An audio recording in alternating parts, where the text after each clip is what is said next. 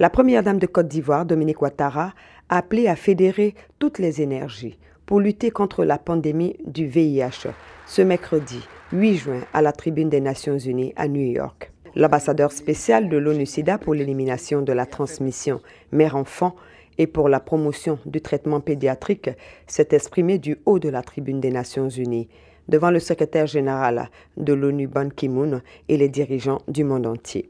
Dominique Ouattara a saisi cette opportunité pour lancer un appel à accélérer les mesures de lutte pour la prise en charge des malades du sida, notamment par la mobilisation des ressources. La première dame a réaffirmé l'engagement du gouvernement ivoirien avec l'aide des partenaires, engagement qui a permis d'enregistrer des progrès notables en Côte d'Ivoire. Il s'agit d'une situation inacceptable qui exige un important investissement en vue d'atteindre l'objectif de l'élimination du sida d'ici à 2030. Monsieur le Président, je voudrais à présent rappeler le fort engagement de mon pays, la Côte d'Ivoire, et en particulier celui du président Alassane Ouattara, qui a permis d'obtenir des progrès notables dans la lutte contre la pandémie du sida en Côte d'Ivoire. Et c'est à cet effet qu'il a déclaré, et je cite, « Nous devrons aller plus vite sur la question du traitement en Côte d'Ivoire en faisant en sorte que les autres 50% qui ne sont pas encore sous traitement puissent y avoir accès. Pour cela, j'ai décidé d'octroyer des ressources additionnelles.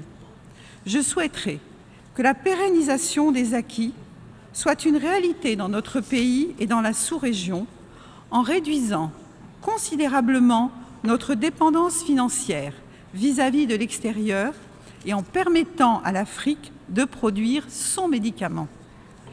Notre pays a déjà enregistré des progrès importants en matière de lutte contre le sida, même s'il reste encore beaucoup à faire. En effet, les nouvelles infections à VIH ont diminué de plus de 50%, passant de 52 000 en 2000 à 25 000 en 2014. Pour ce qui est de l'accès au traitement, plus de 150 000 personnes vivant avec le VIH sont sous antirétroviraux. Le pourcentage de femmes enceintes séropositifs qui reçoivent des antirétroviraux a fait un bond significatif, passant de 46% en 2012 à 80% en 2014. En matière de lutte contre la stigmatisation et la discrimination, la Côte d'Ivoire a adopté une loi spécifique pour la protection des personnes vivant avec le VIH-Sida. Pour clore ses propos, Dominique Ouattara a appelé à la mobilisation générale pour combler le fossé pédiatrique du traitement du VIH en facilitant un accès équitable au traitement antirétroviral.